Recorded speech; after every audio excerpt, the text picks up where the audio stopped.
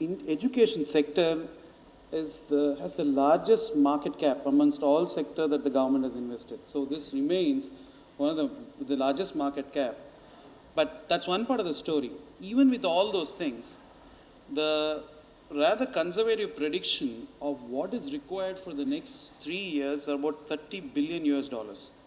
But that's a huge amount, and there's no other sector that is so capital hungry in this country. So from a sheer demand perspective, you are looking at more and more and more money flowing into the sector. And why is it important? Otherwise, we are not going to achieve this 8-9% growth in GDP. So this has to happen, money has to flow in, and you have to help us in getting this across. Models, innovative models of taking education to masses is going to be the most important thing. And if at all there is something that we as a community, as Indians do well, is innovative models that we work in various other business sectors. I mean, that's required in education sector as well. Some of the larger success stories have been those in which the models which have been effected in the marketplace. Right from morning we talked about Educom, we talked about Manipal, from the large players to smaller players who've been playing in that niche space. The models that they have in the marketplace has been a big differentiator that has attracted money into them. But the fact also is, how do you scale these things up? Once you have an innovative model, that's fine, but how do you scale these things up?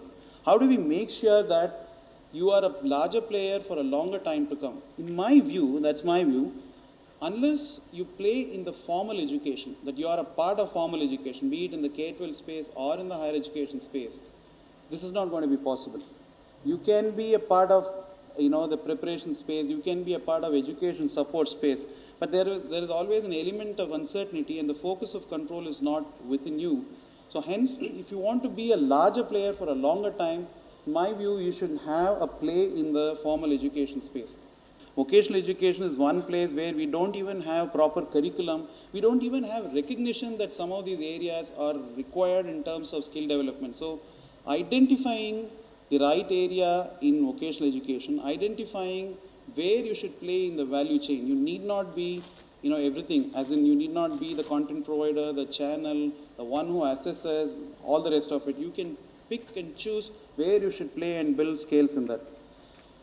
So with that, I think my view is, here is a sector that has been attractive and will be even more attractive. And here is a government and a regulator who is decidedly changing towards being more favorable. And here are a set of people who have proven to you how innovative models, how scaling up is going to be a success. All we need to do is get our act together,